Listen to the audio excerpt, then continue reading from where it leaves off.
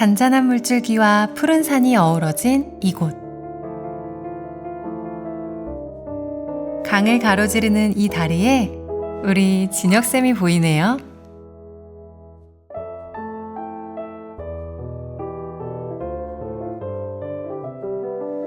오늘 부끄부끄 팀은 이곳의 정취를 느끼며 누군가를 만나러 떠납니다.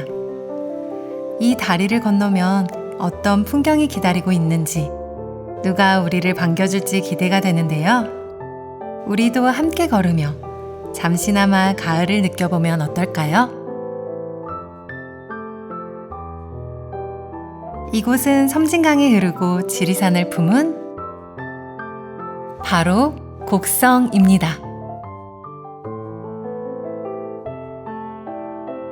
책을 품은 남자 진혁쌤은 어디를 향하고 있는 걸까요?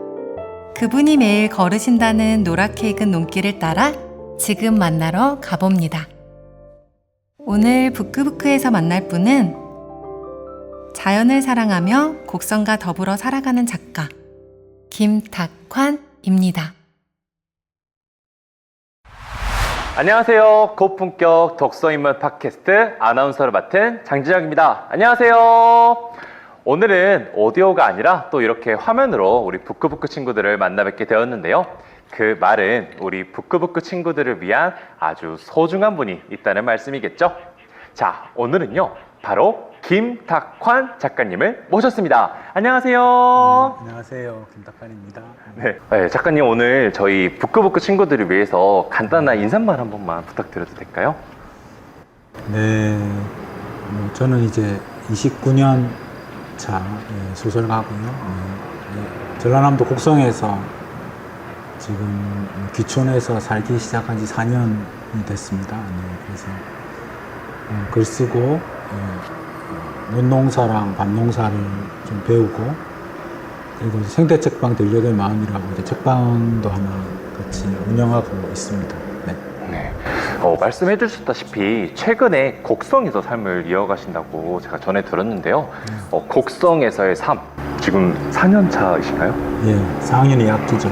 아, 4학년 2학기. 그럼 그 기간 동안 곡성에 대해서 느꼈던 점 혹시 말씀해 주실 수 있으신가요? 이 지역은 어떤 지역인 것 같다.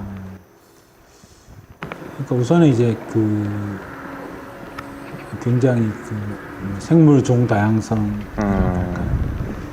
그런 게 되게 풍부하고, 다시 이야기하면 면적은 한 서울의 10분의 9 정도 되거든요. 네. 면적이 굉장히 넓은데 인구는 이제 26,500명 정도니까, 그러니까 그 넓은 땅덩어리에 이제 사람은 적으니까 그 나머지 공간은 사람이 아닌 동물이나 식물들이 채워서 이제 살아가고 있는 거니까요. 그러니까 그 자연 생태계가 굉장히 풍부하고 잘 이렇게 원활하게 인간을 제어하고 잘 돌아가고 있는 그런 곳이죠.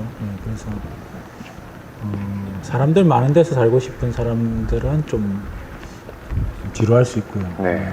그게 아니고 사람뿐만 아니고 다른 여러 생명들과 함께 살려고 하면 굉장히 축복받은 그런 곳인 것 같아요. 자, 그러면 이제 작가님 하면 작품 이야기를 빼놓을 수 없죠. 저희가 장소를 이동해서 작가님과 작품에 대한 이야기를 더 나눠보도록 하겠습니다. 이곳은 작가님께서 직접 운영하시는 생태책방 들녘의 마음입니다. 작가님은 미생물학자인 이동현 박사님과 이곳 미실란에 함께 자리를 잡아가는 과정을 담은 아름다움은 지키는 것이다 라는 책도 발간하셨다고 합니다. 김탁환 작가님의 저서들과 작가님께서 직접 큐레이팅한 책들이 책방을 가득 채우고 있는데요. 그럼 작가님과 본격적인 책 이야기를 하러 함께 가볼까요? 네, 안녕하세요. 저희 이제 실내로 들어오게 되었는데요. 이곳은요, 곡성 미실란이라는 곳입니다. 저도 여기 처음 들어오고 나서 여기 뒤에 보이는 풍경하며 이 공간하며 정말 예쁘다라는 생각이 들었는데요. 작가님께서는 지금 이곳에서 생활하고 계시죠? 네, 여기 매일매일 출퇴근해서. 아, 그렇습니다. 혹시 이 공간이 어떤 곳인지 설명해 주실 수 있으신가요? 이 공간은 되게 이제 마술로 가득 찬 마술로 같은. 그런 공간인 것 같은데. 그러니까 기본적으로는 이제 그 쌀 가공 업체라고 볼 수 있죠. 네. 그래서 뭐 쌀을 가지고 만들 수 있는 여러 가지 미숫가루라든지 누룽지라든지 차라든지 뭐 이런 여러 가지 쌀 가공 식품들을 네, 품종 연구를 기반으로 해가지고 특히 이제 발화현미 기술은 뭐 우리나라에서 최고인 것 같고요. 네. 그래서 쌀 가공업과 관련된 이제 생산 업체이면서 그리고 이제 책방도 있고요. 그리고 뒤쪽에 넘어가면 이제 발췌의 마음이라고 하는 또 복합 문화 공간도 있고 카페도 있고 그리고 여기 직접 이제 논농사도 짓고 있고 텃밭 농사도 지으니까 1차, 2차, 3차, 4차, 5차, 6차 이렇게 모든 그 산업들을 하고 있는 네. 여기서 다 경험할 수 있는 거죠. 그렇죠. 저희가 잠깐 밖에서 봤는데 다양한 품종의 쌀들이 있었잖아요. 네. 제가 듣기로는 학생들도 와서 체험할 수 있다고 했는데 학생들이 이곳 곡성에 있는 미실란에 들어온다면 혹시 또 어떤 체험을 또 할 수 있을까요? 계속 이제 하고 있는 건 그 곡성에 있는 유치원생들, 네. 유치원 한 군데 유치원생이 아니고 곡성에 있는 유치원생 전부. 곡성에 있는 유치원생 예, 전부가. 유치원생 전부가 이제 봄에 되면 여기 와가지고 각 유치원별로 이제 와가지고 이렇게 모내기를 해요. 네, 모내기도 예, 하고. 봄에는 모내기 하고 여름에는 생물 종 다양성, 논에 이제 얼마나 다양한 식물들이 동식물들이 살고 있는가 그걸 이렇게 살피는 걸 여름에 하고 가을에는 또 추수 체험도 하죠. 그래가지고 자기가 심은 게 결국 가을에 어떻게 수확을 거두는가까지 다 볼 수 있는 그런 프로그램. 그럼 농촌 생활을 여기에 오면은 쭉 처음부터 끝까지 같이 느낄 수 있는 거네요. 맞을까요? 뭐 그렇죠. 농사는 기본적으로 이제 우리가 짓는데 그 친구들은 이제 어쨌든 그 순간순간마다 와가지고 작물들이 어떻게 자라는가 볼 수 있는 거죠. 근데 저는 여기 딱 들어오면서 여기 위치가 되게 특이하고 아름답다 생각했는데 원래 아무것도 없던 곳에 이 미실란이 생긴 걸까요? 아니면 여기가 원래 다른 곳이었을까요? 여기는 이제 폐교죠, 폐교. 폐교. 예, 그러니까 네. 원래는 이제 곡성 동초등학교라고. 동초등학교. 예, 곡성읍에서 여기 동쪽에 있거든요. 네네. 그래서 이제 곡성 동쪽에 있는 초등학교고 세워진 지 한 70년 넘은 것 같고요. 폐교가 된 지는 한 20-30년 된 것 같고, 네. 그래서 원래 학교 건물인 거죠. 학교 건물 그대로, 유지하면서, 19년 전에 이제 여기 미실란의 이동현 대표님 부부가 이곳으로 이주하면서, 이 공간을 꾸미기 시작해가지고, 네. 지금은 이제 복합 문화 예술 생산 공간 좀 되는 것 같습니다. 좋습니다. 원래 폐교였던 것이 이 곡성을 위한 이제 복합 문화시설로 바꿈이 된 건데요. 저도 한번 기회가 되면 꼭 와보고 싶어요. 자, 그러면 저희 이제 이 아름다운 공간에서 작품 얘기를 안 해볼 수 없을 것 같은데요. 네. 사실 김탁환 작가님 하면 가장 먼저 떠오르는 것이 역사 소설입니다. 사실 소설의 장래에는 갈래에는 수많은 장르가 존재하지만 역사 소설을 주로 집필하시는 이유가 있을까요? 그러니까 이제 기본적으로는 인생을 이렇게 살다 보면 굉장히 이제 답을 알 수 없는 어떤 질문들을 만나게 되죠. 네, 인생의 질문들을 만나게 되는데 그 질문들을 먼저 쥐고 이렇게 자기 목숨을 걸고 이렇게 풀어갔던 사람들이 있는 거예요. 네, 그래서 이제 뭐 역사를 쭉 이렇게 훑으면서 소설을 쓴다기보다는 내가 가지고 있는 인생의 질문을 먼저 풀려고 노력했던 사람, 네, 그 사람에 관해서 소설을 쓰는 그런 방식으로 쭉 이렇게 흘러온 것 같고요. 네, 그래서 그게 역사 소설을 이렇게 독자들은 그렇게 부르는데 저는 이제 그게 그냥 소설을 쓰고 있는 거고, 근데 특별히 앞에 역사란 말이 붙는 게 맞는지 잘 모르겠어요. 그러니까 이게 굳이 하자면 저는 이제 어떤 인물에 대한 어떤 질문을 가진 인물에 대한 이야기를 계속 풀어내고 있다 이렇게 볼 수 있죠. 역사보다도 그 안에서 키를 잡고 먼저 문제를 해결해 나갔던 인물의 초점을 잇는 소설이라고 말씀을 해주셨는데요.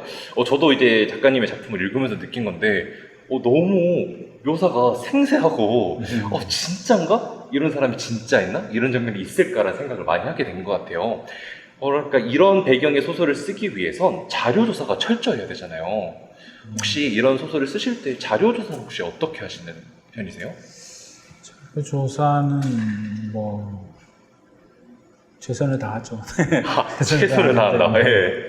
그러니까 일단 뭐 관련된 자료들 일단 다 읽어야 되고요. 네. 그러니까 최대한 다 읽으려고 노력하고 최대한 다 가보려고 또 노력하고 그 등장 공간들 최대한 가보려고 노력하고 그리고 그 관련된 전문가들도 최대한 만나려고 노력하고 또 숨겨진 이야기들을 들을 수 있으니까요. 그러니까 예전에 이제 제가 어렸을 때 뭐 읽었던 소설들 중에서 하드리아누스의 회상록이라고 하는 그 로마 황제에 관한 소설이 있는데 이 책을 쓴 이제 작가가 이 작품을 쓰기 위해서 자기가 어떻게 한다 앞에 이렇게 써놨더라고요.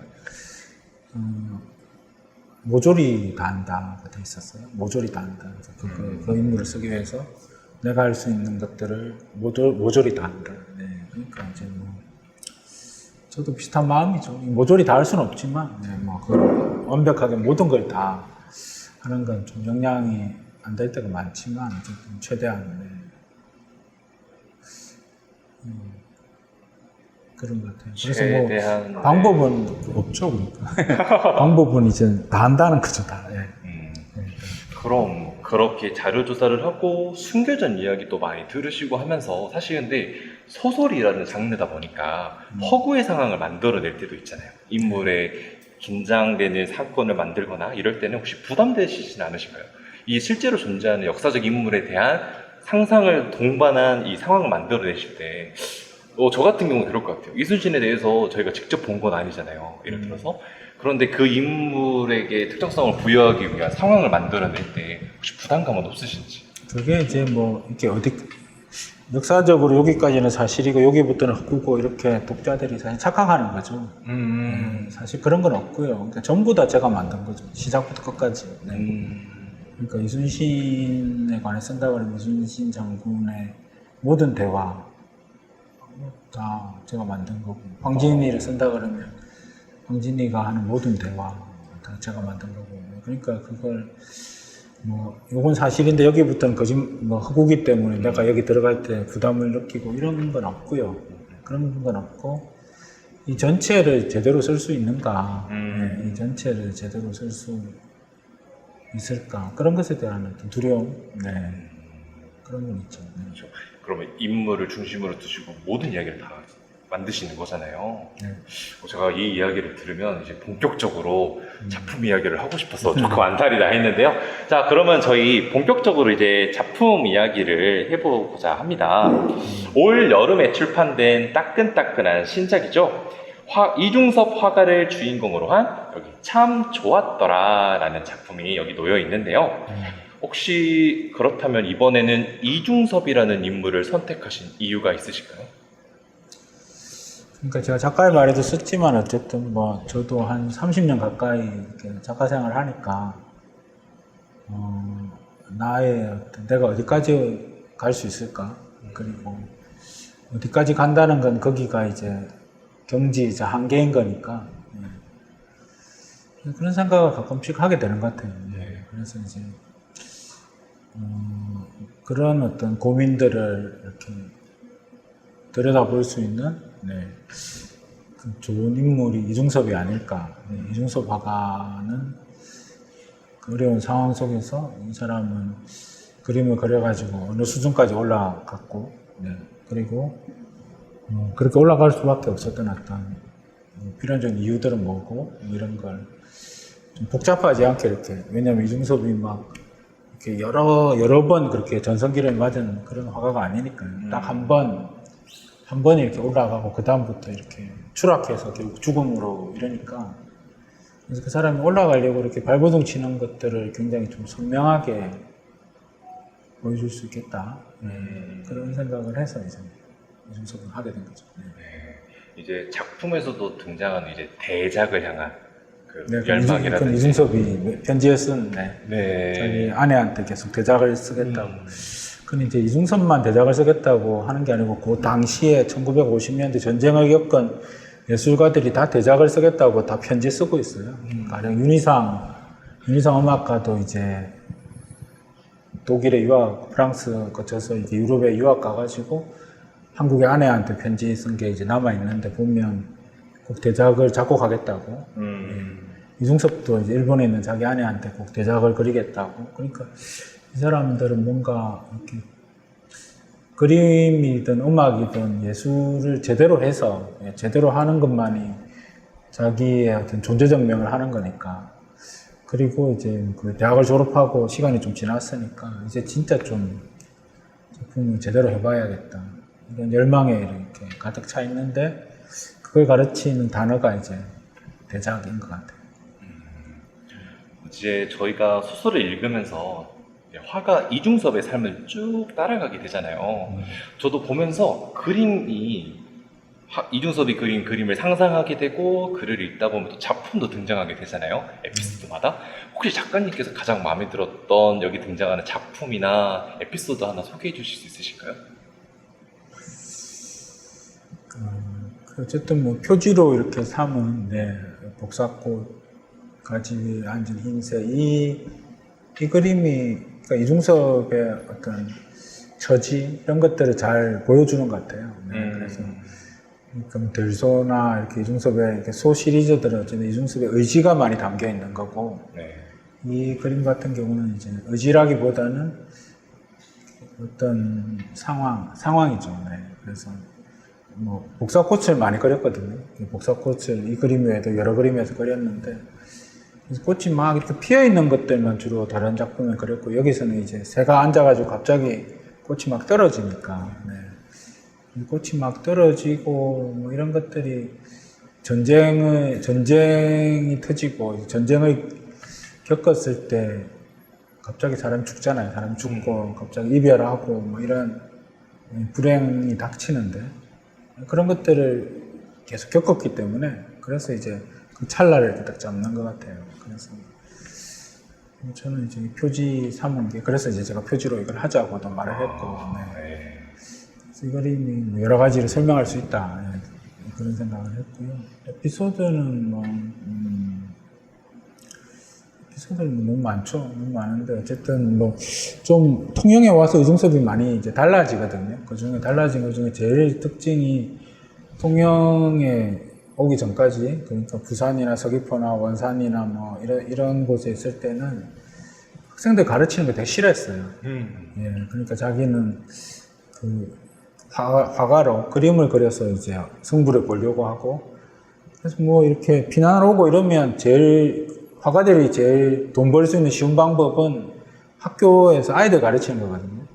그러니까 이중섭에게도 몇 번 그런 기회가 있었죠. 중학교나 뭐 고등학교나 대학교나 이렇게 들어갈 수 있는데 또 주위에 사람들이 권하기도 하고 근데 뭐 거의 안 갔고요. 또 갔다가 뭐 며칠 만에 이렇게 그냥 때려치고 나오고 그랬는데 통영에 와서는 이제 6개월 동안 그 아전치기 배우려고 하는 그 14살, 5살 중학생 나이쯤 되는 아이들을 열심히 가르쳤어요.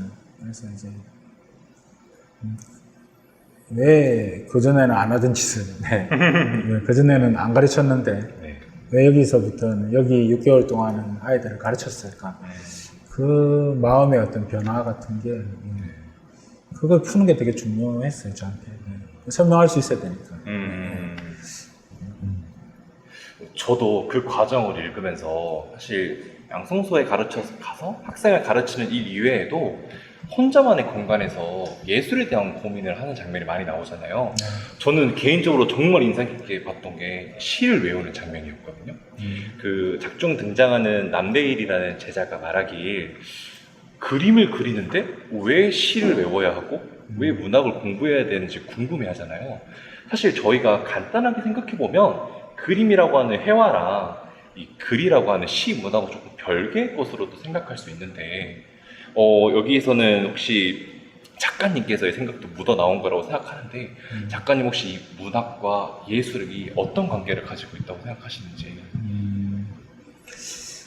그러니까 예술적인 어떤 무엇인가를 이렇게 창조해내는 그 활동들이 있는 거죠. 저는 그게 뭐 어떤 사람이 어떤 느낌, 깨달음 같은 것들을 갖고 아주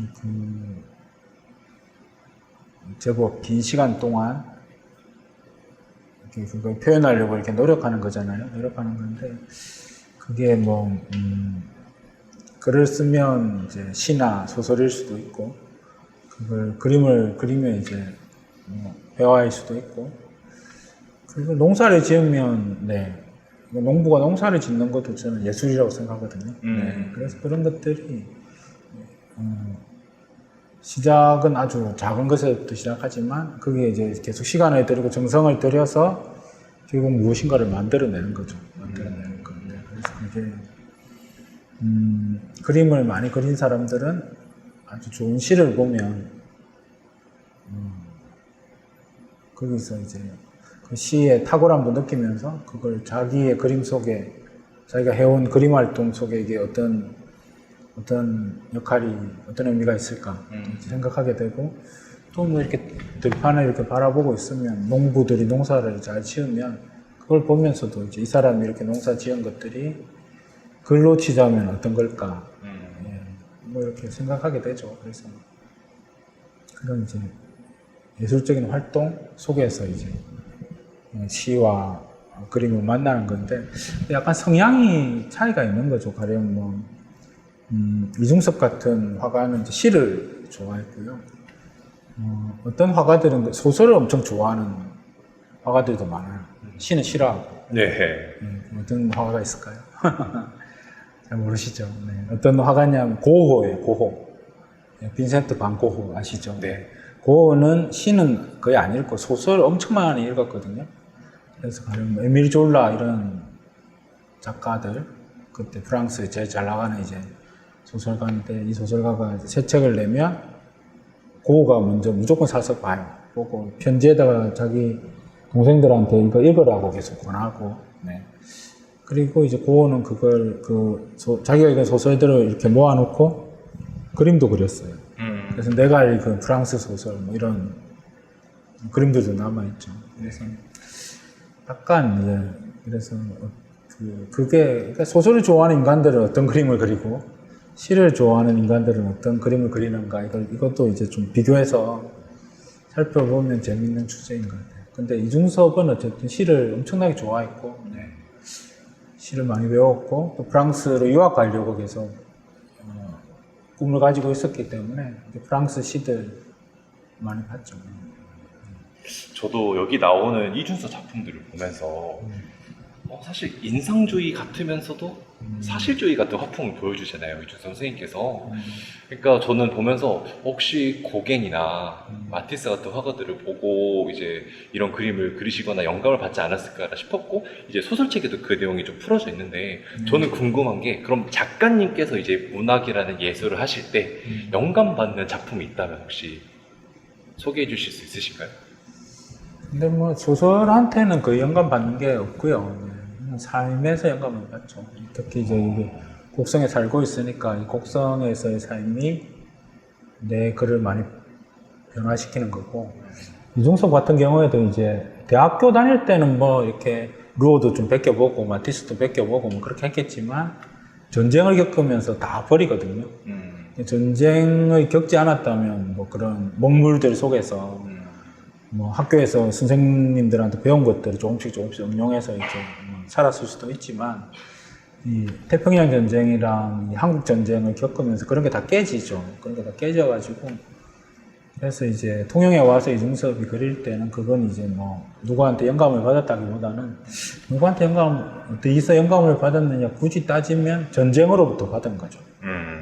한국 전쟁을 겪으면서 어머니와도 이별하고 형은 행방불명되고 또 내려와가지고 또 아내와 자식들과도 또 이별하니까 그런 극단적인 두 번의 이별을 겪고, 그리고 또 엄청나게 많은 사람들이 전쟁에서 죽어나가고 고통받고, 자기 자신도 극빈자가 돼가지고 가족들을 이렇게 챙기지 못할 정도로 이렇게 가난한 자로 떨어지니까, 그런 것들이 이제 이중섭으로 하여금 이중섭만의 스타일로 소를 그리게 하죠. 그래서 이중섭은 이제 대학 다닐 때도 소를 그렸거든요. 일본에 있을 때 그린 소도 있고, 뭐 이렇게 남아있는데, 보면 그 소랑 이 소 완전히 다른 소예요. 네. 그러니까 그 일본에 있는 그림들은 언제라도 이렇게 떠오를 수 있는, 있잖아요. 이렇게 초현실주의나 낭만주의 이런 쪽으로 가서 언제든지 이렇게 떠가지고 막 이렇게 떠돌아다닐 수 있는 뭐 그런 식의 그림들이라면, 이제 통영에 와서 그린 그림들은 소들을 보면 다 굳건하게 이제 땅에 발을 딛고 있고요. 돌진하기 직전에 소의 자세들을 취하고 있거든요. 그런 건 전쟁을 겪고, 네. 그래서 땅을 굳건하게 발에 딛고, 그리고 자기가 가지고 있는 어떤 어려움들을 돌파하려고 하는 그런 의지 같은 거, 이런 게 생긴 거니까, 그 소는 이제 전쟁이 만든, 루어랑도 마티스랑도 완전히 다른 소죠. 소를 볼 때마다 그 강렬하고 무거운 느낌을 저도 받았었거든요. 얘기를 정리하자면 작가님께서는 작품을 만들 때 삶에서 영감을 찾고, 그렇죠. 네, 이중섭은 자신이 겪었던 시대, 전쟁인 이중섭도 거잖아요. 삶에서 네, 만난 거죠. 그렇죠. 전쟁 안에 삶이 있으니까. 또 전쟁 얘기가 나와서 말인데, 전쟁에는 결국엔 가난이 따라오잖아요. 네. 작품 속에서 이제 등장하는 이제 오물로노프, 그러니까 일명 헝그리 정신이죠. 헝거리. 네, 헝그리 정신. 헝거리라기보다는 네. 예, 게으르고 나태한데. 네.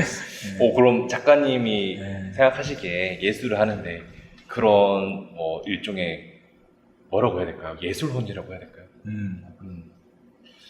그런 게 필요하다고 생각하시나요? 그러니까 이제 저도 그렇지만 이제 이렇게 뭔가 창작을 하면 항상 이게 이렇게 길이 잘 보이는 게 아니거든요. 예, 그러니까 길이 잘 보이면 그냥 그 길로 쭉 쓰면 되죠. 근데 이게 어떤 상황이 닥쳤는데 어떻게 써야 될지 잘 모를 때가 있는 거예요. 잘 모를 때. 예, 그럼 잘 모를 때 그럴 때는 이제 예를 들어서 뭐 재난이라든지 혹은 전쟁이라든지 이런 게 탁 닥치면 일상이 깨지니까, 예. 그럼 이제 기존의 방식의, 기존의 그 창작 방법으로는 이걸 담아내지 못하는 거죠. 그러니까 저도 뭐 전쟁을 겪지는 않았지만 가령 세월호 참사가 터지잖아요. 세월호 참사가 터지면 세월호 참사를 소설로 써야 되는데, 이건 뭐 그 이전에 이순신이나 황진이를 쓰는 방식으로 이걸 쓸 수는 없는 거죠. 네. 예. 그러면 근데 이건 안 써봤기 때문에, 그러니까 이렇게 쓰면 안 된다는 건 알지만 이건 어떻게 써야 되는지 모르는 상황이거든요. 그러면 그때는 이제 좀 헤매는 거죠. 네, 좀 이렇게 헤매게 되고, 혼자 헤매면 좀 외로우니까 이제 같이 헤매는 거죠. 그래서 이제 다방 같은 데 가면 이제 똑같이 충격을 받고, 네, 저도 그랬거든요. 세월호 때도 세월호 참사 나고 그 4월에 나고 한 12월까지 예술가들 만나면 계속 술 먹고 울고, 그러니까 이 글을 쓸 수 없는 상황인 거예요. 그림이나 음악도 할 수 없는 상황. 예. 근데 상처는 크고 뭔가는 해야겠고. 네. 그러니까 모여서 계속 막 그렇게 술 먹고 막 이러면서 시간을 보내거든요. 그래서 이중섭이 다방에서, 부산이나 서귀포 같은 데 다방에서 혹은 술집에서 그렇게 예술가들이랑 계속 하고 있는 것들을 그냥 놀고 먹는 거다 이렇게 생각하면 안 되고, 제 입장에서는 그게 지금 앞이 잘 안 보이는 상황에서 암중모색을 하고 있는, 네, 그런 어떤 태도다 이렇게 본 거죠. 네. 이 다방 안에서 예술가들끼리 나누는 대화를 참 좋아했었다고 이렇게 묘사가 나오더라고요. 책에서도. 저도 그 모습을 상상해 봤는데, 말씀하셨던 것처럼 원래 갖고 있던 길이 무너졌을 때 그래도 앞으로 나아가기 때문에 방법을 찾는 정신이 예술원이라고 말씀을 해주신 것 같아요. 이제 작품 속에서 그 진혼의 화양연화, 예, 이중섭의 예술은 그 전쟁과 숙한 가난, 그리고 고난 등으로 얼룩진 후에야 피어난 예쁜 꽃 같다 라고 저는 읽었었는데요. 작가님이 생각하시기에 예술가에게 실패란 무엇이고 실패는 과연 꼭 필요한 걸까요? 예술가에게. 실패요? 네. 실패는 맨날 실패하는 거니까. 예, 실패는 뭐, 예, 그러니까, 예. 요즘 학생들이 실패하기를 굉장히 두려워하잖아요. 그러니까 뭐, 방금 전에도 이제 글 쓰다가 왔는데, 이게, 쓸 때는 이제 잘 쓴 것 같죠. 이제 쓸 때는, 괜찮은데, 이렇게 생각이 들지만, 그 다음날 아침이나 뭐, 며칠 있다가 다시 읽어보면, 고칠 거 투성이잖아요. 예, 그러니까, 이게, 처음에 딱 해가지고, 뭐, 처음에, 뭐, 한 바닥을 쓰는데 그게 고칠 데가 하나도 없이 완벽한 글이 된다든지, 한 번 나가가지고 뭔가 삶을 살았는데 그게 딱 한 번만에 뭔가 완벽한 어떤 성공을 거둔다든지, 이런 건 없는 것 같아요. 그런 거는 이제 완전 환타지고, 그게 아니고 이제 계속 이렇게 다듬어 가는 거죠. 그래서 다듬어 간다는 뜻이 그 자체가 뭔가 조금씩 모자란 거거든요. 조금씩 모자란 거. 네. 조금씩 모자란 거고, 제가 좋아하는 이제 단어로는 서툰 거죠. 서툴다. 그러니까 뭐 우스갯말로 그런 이야기 하잖아요. 이게 60살 된 환갑을 맞이한 사람한테 앞으로 이제 시간을 60년이나 살았으니까 앞으로 인생을 잘 살겠네요. 이렇게 이야기하면 60살은 처음이어가지고 예, 서툴다 이런 이야기 하거든요. 두렵다. 예. 그런 거죠. 그러니까 우리는 뭐 글을 쓸 때도 제가 이제 참 좋았더라를 쓸 때도 이중섭에 대해서 뭐 자료는 찾고 했지만 이중섭을 쓰는 건 처음이잖아요. 처음 쓰니까 서툴 수밖에 없고, 처음 이렇게 지금 이중섭 첫 장면에 첫 줄까지 가는데 한 1년 반쯤 걸렸어요. 그러니까 한 20번쯤 고친 것 같아요. 그러니까 한 19번 정도가 다른 시작인 거죠. 그러니까 그러니까 왜 여기서 딱 시작해야 되는가를 가지고, 그러니까 시작할 수 있는 방법은 수만 가지잖아요. 수만 가지인데, 그러니까 제가 생각하기에는 휴전이라는 게 이중섭에게 굉장히 중요한 거거든요.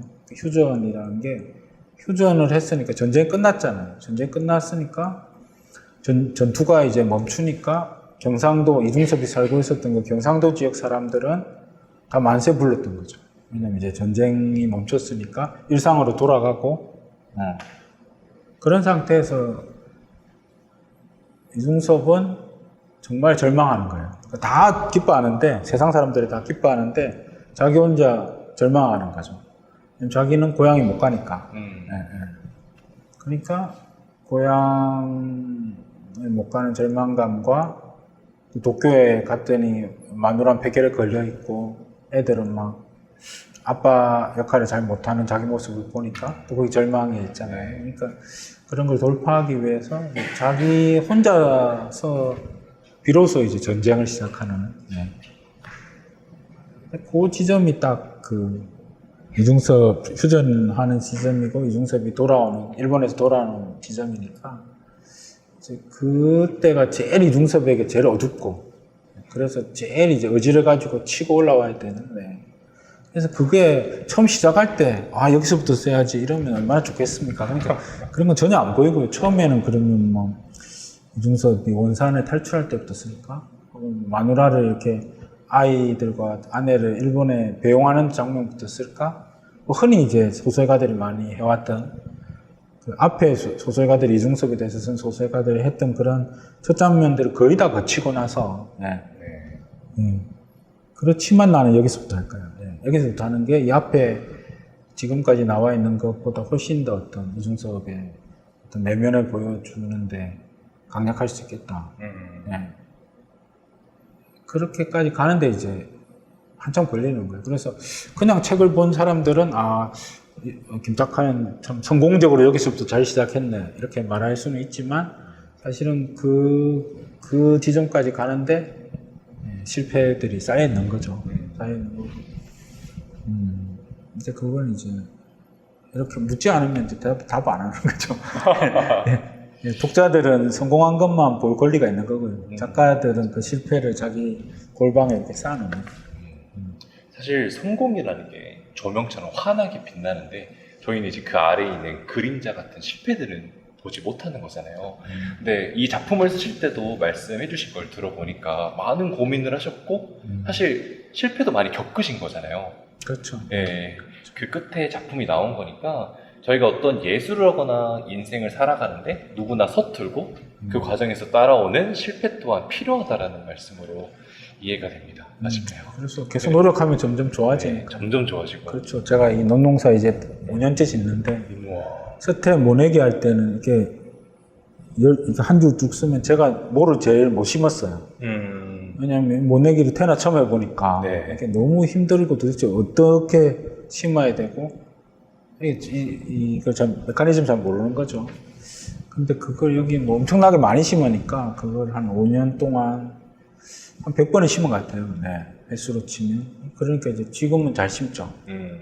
지금은 되게 잘 심거든요. 그러니까 그렇게 바뀌는 것 같아요. 그렇게 바뀌면 이제 다음에 가령 뭐 소설을 쓰는데 내 주인공이 모내기를 한다. 그러면 지금까지 제가 쓴 어떤 소설에 나오는 모내기 장면보다 내가 훨씬 잘 쓰죠. 네. 너무 잘하니까. 네. 네. 그러니까 그게 서투지만 열심히 노력하면 네. 그게 자기의 어떤 자양분이 되는 것 같아요. 서투러도 괜찮다. 네. 노력하면 된다. 또 하면 되니까. 그렇죠. 그러면 저희가 이제 결국 실패를 쌓아가다가 어느 순간에는 팍 하고 되는 순간이 오는 거잖아요. 이 작품 앞에도 써져 있지만 이중섭의 화양연화라고 되어 있어요. 이제 제가 직역하자면 가장 아름다운 순간이라고 제가 직역이 되던데 그럼 작가님의 화양연화는 혹시 언제라고 생각하시는지 질문을 드려도 될까요? 근데 보통 이제 작가들의 어떤 전성기는 뭐 한 50살부터 한 65? 네, 이 정도인 것 같아요. 네. 그러니까 제가 지금 그 안에 들어가 있는 거죠. 그래서 좋은 작품 많이 써야죠. 지금이 화양연화라고 봐도 되는 걸까요? 그러니까 그게 작품의 수준의 문제가 아니고 어쨌든 좋은 작품을 왜냐하면 이제 뭐 30살에 등단하지만 그 등단한다고 소설을 잘 쓸 수 있는 게 아니거든요. 그러니까 좀 그걸 소설을 연마하는 기간이 또 필요하고 그리고 저처럼 이게 대도시에 살다가 이렇게 농촌에 내려와서 또 사는 것도 엄청난 삶의 변화니까 그런 삶의 변화들 속에서 또 작품이 이렇게 넓고 깊어지는 거니까요. 네. 그래서 그런 과정들을 통과하고 있는 것 같아요. 지금. 저희가 이제 작품에 대한 이야기를 많이 나누어 보았는데 저희 이제 마지막으로 이 전남과 학생들에 대한 이야기를 마지막으로 해보고자 해요. 제가 알기로는 작가님 고향이 경상남도 진해시로 알고 있거든요. 그러면은 이중섭이 그 많은 지역에 원산도 있고 도쿄도 있었지만 통영으로 거주지가 바뀐 것처럼 작가님도 그 지역에서 지금 여기 곡성으로 삶의 공간이 바뀌면서 어떤 변화가 혹시 있으실까요? 뭐 모든 게 다 변했죠. 네, 그러니까 우선은 이제 그 대도시에는 살지 않아도 되겠다고 판단했어요. 왜냐하면 제가 이제 지금 고향인 그 진해 거기는 창원이 됐잖아요. 동합 창원시. 네. 그 인구가 100만이에요. 100만. 인구가 100만이고 그 다음에 대전에서 10년 살았는데 거기도 뭐 몇백만이죠. 둘 다 교통으로 엄청 유명한 도시잖아요. 그리고 지금. 서울에서 서울은 뭐 1000만 도시고 우리 대도시에서 계속 살았기 때문에 대도시는 살지 않아도 대도시라는 게 뭔지 너무 잘 아는 거죠. 너무 잘 알고 그래서 좀 생태적인 삶을 살고 싶어서 이쪽으로 내려온 거고요. 그래서 곡성에서 산다는 건 뭐 그 동안에 제가 살았던 모든 것과는 다른 거죠. 가령 제가 이제 오늘도 아침에 이제 읍내에서 여기 40분 걸어왔는데, 맞은편에 한 명도 안 와요. 네, 걸어오면서요? 예, 예. 몇 시간 정도 걸리죠? 40분. 40분. 네. 갈 때도 한 명도 안 와요, 맞은편에. 뱀이 올 때가 훨씬 많아요. 예, 뱀은 이틀에 한 번씩 뱀들을 보는데, 그러니까 여기서는 사람을 만나기 너무 어렵고 뱀이나 고라니나 수달을 만나는 게 훨씬 더 확률이 높은 그런 곳이니까 그러다가 이제 서울에 올라가잖아요. 그러면 막 사람들이 막 와 이렇게 나는 가만히 있는데 용산역에 내리면 뭐 사람들이 막 이게 다가오잖아요. 네. 적응이 잘 안 돼요. 네, 적응이 잘 안 되고 그러니까 정말 사람이 많은 곳에서 사람 중심인 어떤 공간에서 살다가 정말 사람이 없는 그리고 사람 중심이 아닌 그런 어떤 곳에서 살고 있는 거죠. 그래서 너무 많이 달라졌어요. 많이 달라지고 작품에도 이제 그대로 많이 들어가죠. 많이 들어가서 작품에 가령 제가 쓴 사랑과 혁명 뭐 이런 작품들 보면 가령 뭐 나무들 나오는데 나무 뭐 이렇게 산수유도 나오고 배롱나무도 나오고 뭐 플라타너스도 나오고 나무들이 이렇게 나오는데 다 제가 아는 나무들이에요. 네. 그 나무들을 안다는 게 이름을 안다는 게 아니고 그 나무의 성격을 알아요. 나무에도 성격이 있나요? 성격이 있죠. 뭐 어떤 애는 꽃을 빨리 피우는 애도 있고 어떤 애는 꽃을 늦게 피우기도 하고 어떤 애는 꽃이 늦게 지기도 하고 빨리 지기도 하고 계속 이렇게 보면 오랜 시간 동안 가서 계속 보면 사람이 성격이 있듯이 나무도 이제 어디에 뿌리를 내리고 있고 그리고 거기서 어떤 식으로 자기 삶을 살았는가에 따라서 나무가 다 성격이 있거든요. 그래서 이제 가령 그 소설에 벌써라고 하는 나무가 나오는데 이 산수유는 성격이 급해. 그래서 다른 산수유보다 열을 좀 빨리 펴요. 네. 그래서 제가 이제 지나가다가 보면 얘가 벌써 꽃이 펴 있는 거죠. 옆에 산수유는 꽃이 안 폈는데 얘만 핀 거죠. 성격이 급하니까. 네, 그래서 얘 이름이 벌써예요, 벌써. 어. 벌써고, 그래서 이 나무가 제 소설에 벌써로 나와요.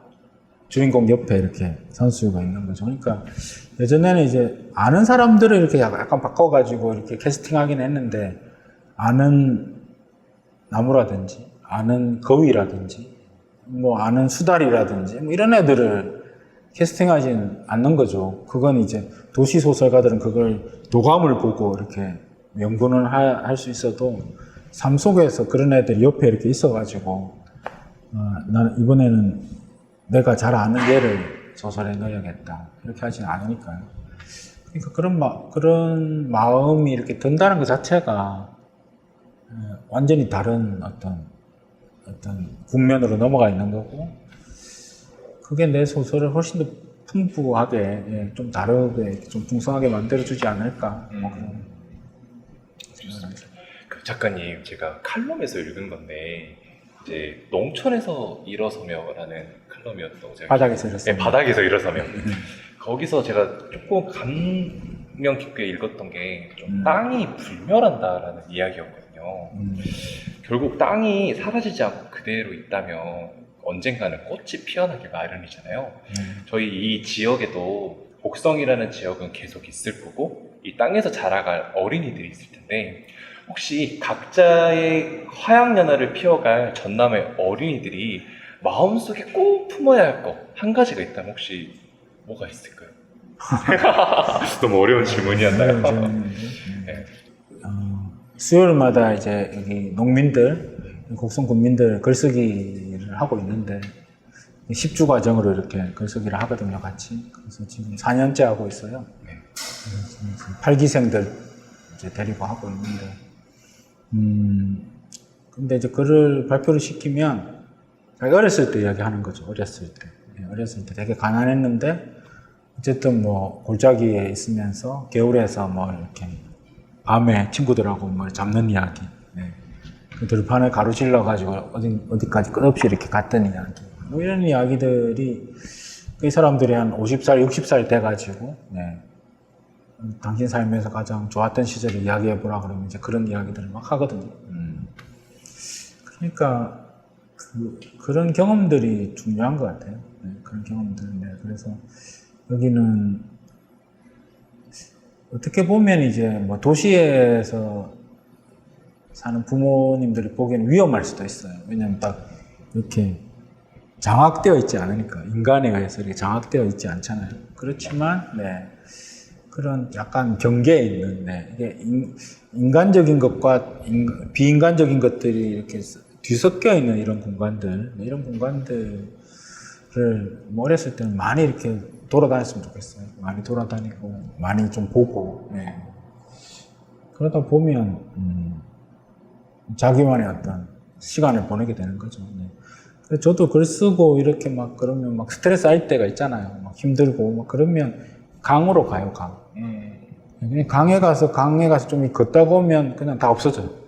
네, 다 없어져요. 잡념이나 이런 것들. 네, 예, 그러니까 이 강이 해결사인 거죠, 강이. 네. 그런 것처럼 이 전라남도는 특히 이제 자연이 되게 풍부한 곳이니까 자연 속에서 이제 자기의 친구도 사귀고 자기의 어떤 마음을 이렇게 다스릴 수 있는 그런 어떤 방법도 터득하고 그런 게 되게 중요한 것 같아요.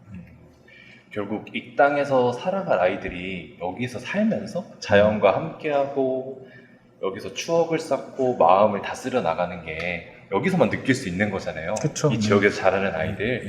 그런 마음이 아이들에게 오면 참 좋을 거라는 생각이 듭니다. 이제 작가님께서 또 곡성 이야기도 많이 해주시고 삶에 대한 이야기도 해주셨는데, 자, 그러면 저희 1900년대에는 전쟁과 가난을 딛고 일어서는 과정이었다면 지금 아이들이 살아가는 시대는 21시대기잖아요. 네. 뭐 특정한 뭐 고난과 위험이 없는 시대라고 해도 그 시대마다 뛰어넘어야 할 것이 필요하게 마련인데, 혹시 작가님께서 생각하는 지금 자라날 미래 어린이들이 딛고 일어설 거가 존재한다면 혹시 어떤 거가 될까요? 어린이들요? 네. 어쨌든 뭐 이게 기본적으로는 이제 상상력을 키우는 게 되게 중요한 것 같아요. 상상력을 키우는 거. 왜 그러냐면 이게 지금 시대는 어떤 시대냐면 크게 한꺼번에 망하는 시대 같아요. 가령 뭐 기후위기 이런 게 되게 심각하잖아요. 그러니까 지금 이제 가령 이 들판 너무 넓잖아요. 너무 넓은데 벌이 없어요, 벌이. 제가 왔던 첫 해에는 벌들이 굉장히 많아가지고 꽃 피면 막 애들이 막 날아왔거든요. 근데 벌이 거의 없어요. 그래서 막 벌을 발견하면 너무 기뻐서 사진을 찍어. 벌을 봤다고 막 자랑해요. 네. 그러니까 그게 한순간에 이렇게 확 없어지거든요. 확. 네. 그래서 이게 뭐 지금까지 이렇게 잘 해왔으니까 앞으로도 이렇게 잘 해나갈 거야. 뭐 이렇게 생각하는 건 굉장히 위험한 착각이라는 거죠. 그러니까 우리가 지금 이렇게 살지만 어느 순간에 저는 이 들판에 갑자기 논농사가 한꺼번에 확 안 될 수도 있어요. 급격하게 상실이 찾아온다는 말씀이시죠? 뭐 그렇죠. 그러니까 올해 같은 경우도 보면 여름이 엄청나게 길었잖아요. 네, 여름이 엄청나게 길고 가을이 짧잖아요. 그러면 어떤 일이 벌어지냐면 나무들이 미쳐버려요. 나무들이 미쳐버려가지고 무슨 일이 벌어지냐면 나무들이 단풍을 원래 이제 나무들이 단풍이 되고 그게 떨어지잖아요. 단풍이 들기도 전에 막 떨어져. 애들이 스트레스 받은 거예요. 이런 계절을 처음 겪으니까 원래 자기들이 이렇게 가지고 있었던 제철 감각은 사람만 갖는 게 아니고 나무나 고양이나 개나 다 갖거든요. 근데 그게 이렇게 흐트러지니까 이게 지금 내 철인가? 내가 지금 이쯤이면 내가 잎을 이렇게 해야 되는데 이렇게 다 계속 해왔는데 그게 깨지는 거죠. 그게 깨지면 동시다발적으로 이렇게 병충해가 확 돌 수 있는 거예요. 그러면 여기 있는 모든 그 화렵수들이 한꺼번에 병충해에 들어가지고 다 이렇게 말라붙어서 죽을 수 있는 거거든요. 그러니까 그런 위험 속에 우리가 이제 노출되어 있는 거죠. 그래서 이 어린이들의 삶도 그러니까 이게 밝지만 않다. 밝지만 않고 그래서 어떤 문제들이 예전에는 네가 공부만 잘하면 돼. 그렇죠. 건강하면 돼. 너만 건강하면 이게 다 잘 될 거야. 이렇게 하는데 이건 지금은 내가 그냥 공부를 잘한다든지 내가 건강하다든지 내가 착하다든지 이렇게 해서 해결될 문제가 아니고 이게 그동안에 인간들이 쌓아놓은 이 잘못들이 흔히 이제 근대 문명이라고 하는 것들이 이렇게 쌓여가지고 지금 이제 그 잘못들이 쌓여서 지금 폭발하고 있는 그래서 그 폭발하면서 지구 전체가 그걸 해결해야 되는 그런 상황인 거죠.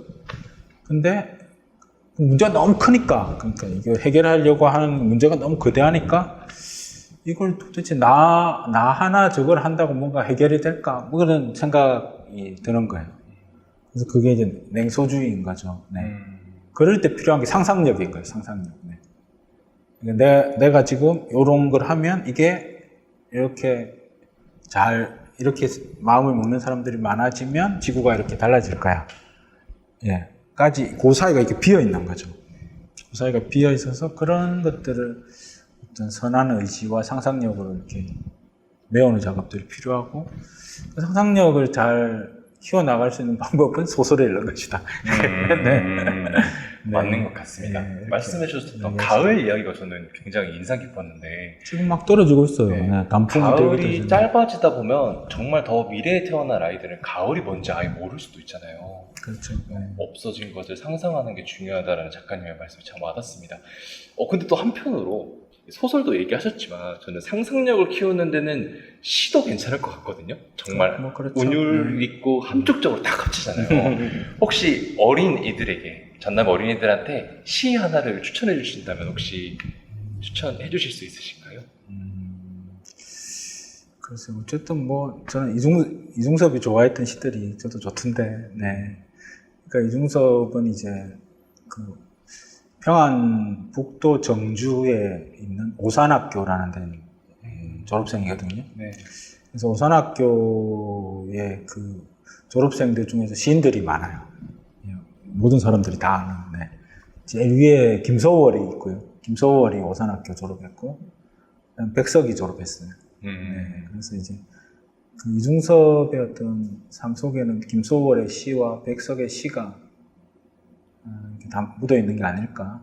그런 생각도 이제 소설가니까 이제 가끔 하죠. 그래서 백석의 시들을 좋아해요. 백석의 시들이 되게 이제 그 생태적이기도 하고요. 네. 그러니까 이 사람은 뭐 일본 유학하고 그런데 시는 굉장히 그 토속적이고 네. 고향의 어떤 정서가 가득 담겨 있는 그런 시들을 썼으니까, 그러니까 뭐 이 학생들이 백석의 시들을 좀 읽어보는 게 어떨까.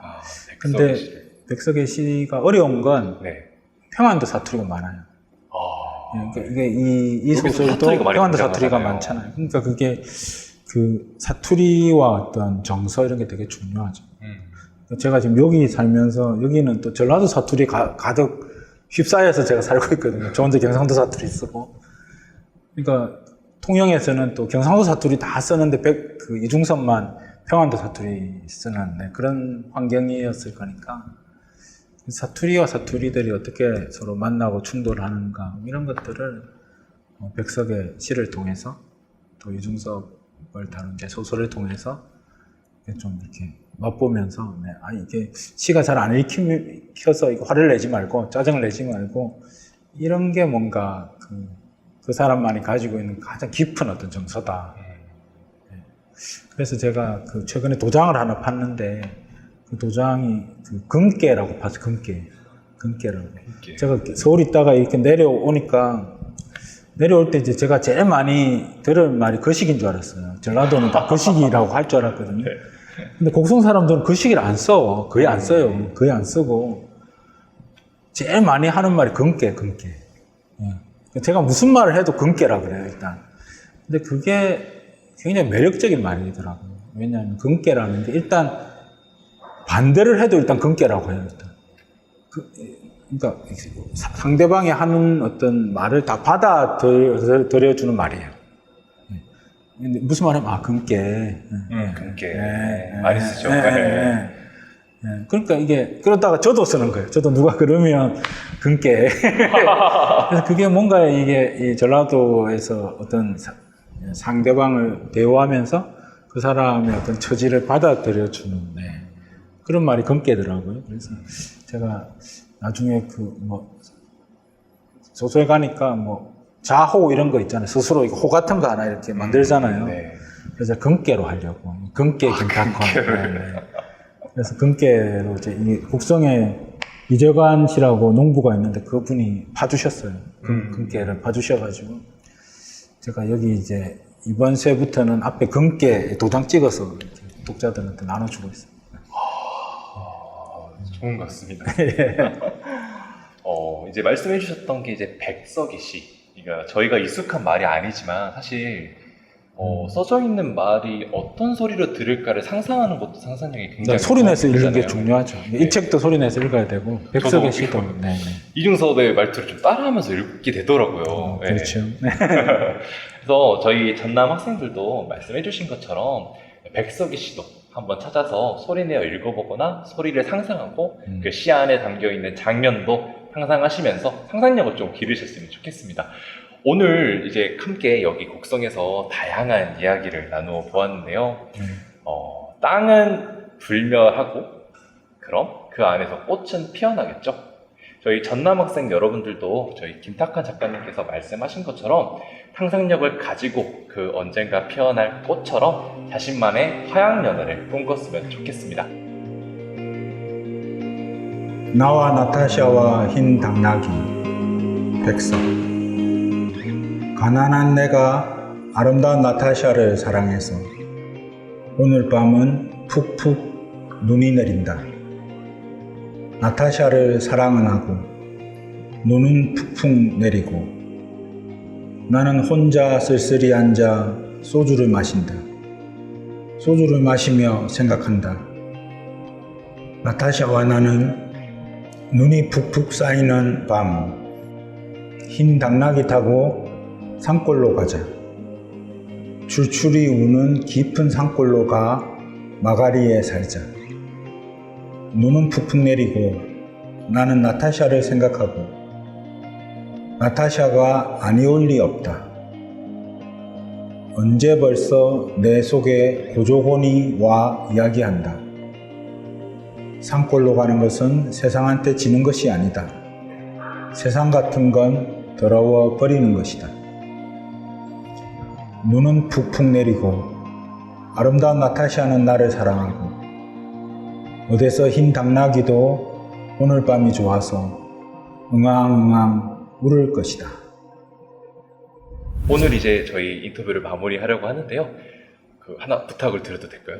네, 뭐 저희 이제 인사가 있습니다. 인사해. 북구북구 친구들 안녕 이라고 하면 되는데 작가님 같이 해주실 수 있으신가요? 자, 그럼 오늘 인터뷰 마무리하고 인사하도록 하겠습니다. 지금까지 작가 김탁환, 아나운서 장진혁이었습니다. 저희 북구북구 친구들 안녕. 다르다고 물리치지 않고 느리다고 타박하지 않고 어리다고 야쁘지 않고 늙었다고 무시하지 않는다. 한 사람 한 사람 저마다 걸어온 삶의 무늬를 본다. 고유함을 잃지 않으며 아름다운 삶을 지켜나가는 작가 김탁환이었습니다. 다음 작가의 만남도 기대해 주세요.